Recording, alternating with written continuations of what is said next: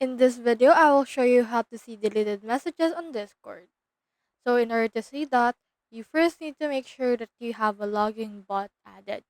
So one of the logging bot is called ME6. So you can head over right here to a new tab, search for ME6, click on this best Discord bot for your server, and then just proceed to add this particular bot to Discord.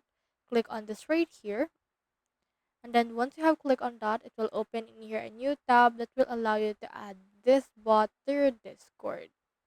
So just add it right here by clicking on the add option from in there.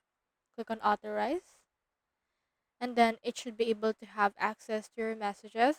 So just select a message or the server that you want to add this to. I'll add this right here onto the tutorial app, and then as you can see, this should be added right here.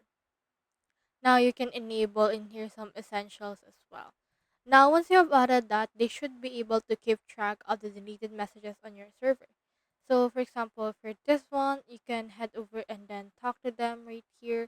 And then for example, you can say a message, and then for example, someone has deleted it. You can head over and delete it, and they should be able to retrieve it on their actual website right around here on the history.